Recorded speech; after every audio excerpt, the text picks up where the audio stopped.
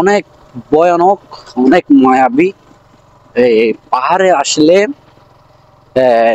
আসলে মনটা অনেক শান্তি হয়ে যায়, অনেক বড় হয়ে যায়।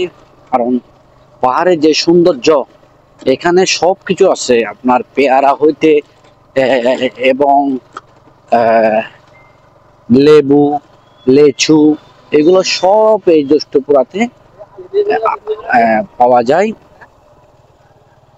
এবার গুছিয়ে গেলাম, হ্যাঁ গুছিয়ে গেলাম রে, গুছিয়ে গেলাম gitu. Ada bagi mugusto ne. এইখানে অনেক বাড়িঘর দেখতেছি, আর আমি যদি আপনাদের বাড়িঘরের সামনে দিয়ে যাই তাহলে আমাকে একটু সাপোর্ট করে দিয়েন, আর আপনাদের বাড়ি যে ওইখানে ছিল ওটা আমাকে একটু বলিয়েন।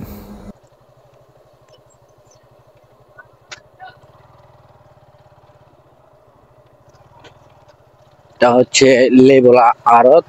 আর লেবু বলতে এখানে অনেক ফল ফ্রুটও বিক্রি হয়। যখন পাহাড়ের ফল ফ্রুট গুলা যারা এখানে শ্রমিক আছে ওরা ওখান থেকে ফলমূল এবং লেবু সংগ্রহ করে এখানে এসে সব বিক্রি করে। এখান থেকে হচ্ছে কি চট্টগ্রাম শহরে বিভিন্ন জায়গাতে এগুলো রপ্তানি হয়। এখানে অনেক দূর, কারণ এখানে হচ্ছে বড় বড় গাড়িগুলা যায়, এই জন্য হচ্ছে কি এরকম গর্তগুলা দেখেন। এখানে তো বর্ষাকালে আপনি আসতে পারবেন না, কারণ এখন দেখতেছেন যে দোলা যা, কারণ এগুলো হচ্ছে কি বর্ষাকালে কাদা মাটি হয়ে যায়। দেখেন রাস্তা, দেখেন, দেখছেন। আর এখানে সিএনজি চলাচল করে। এই এখানে যেগুলো স্থানীয় সিএনজি আছে ওগুলা চলাচল করে। বাহির থেকে সিএনজি এখানে আসার সাহস পায় না, কারণ এগুলা এরা চালাতে চালাতে অভ্যস্ত। দেখেন এগুলা সব পাহাড় থেকে আসতেছে, এরা লেবু নিয়ে আসতেছে পাহাড় থেকে, বাগান থেকে সংগ্রহ করে এখানে এসে ওই ওই আড়তটা দেখলেন না, ওই আড়তে এনে বিক্রি করবে আর কি। বিভিন্ন রকমের বায়ার আসে ওখানে, ওই বায়ারদের কাছে বিক্রি করে।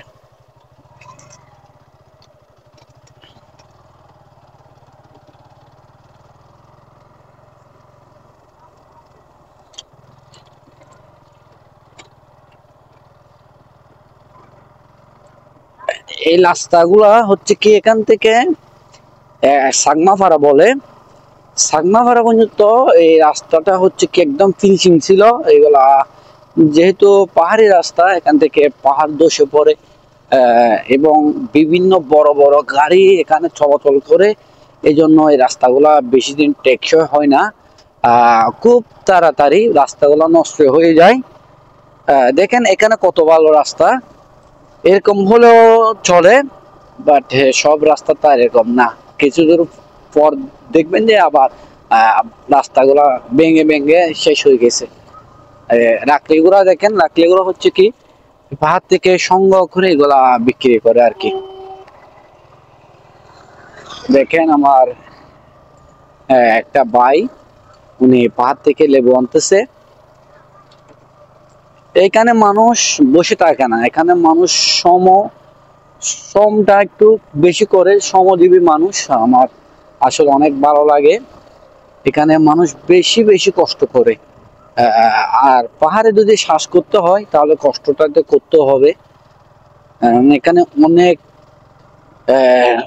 রোদের তাপমাত্রাটা এখানে প্রচুর বেশি থাকে, তারপরেও এরা পারে, কারণ এগুলা শ্রমিক বলছে কাকে, এরা কৃষি বলছে কাকে, কৃষির আসলে যে কষ্টটা করে ওরা আমাদের জন্য করতেছে এগুলা। কারণ আমরা হচ্ছে এগুলা হয়তো আমরা কিনে খাচ্ছি, তারপরেও ওদের একটা বড় একটা অবদান আছে। কারণ ওরা যদি এগুলা শ্বাস না করে আমরা কিনে খাইতাম কোত্থেকে?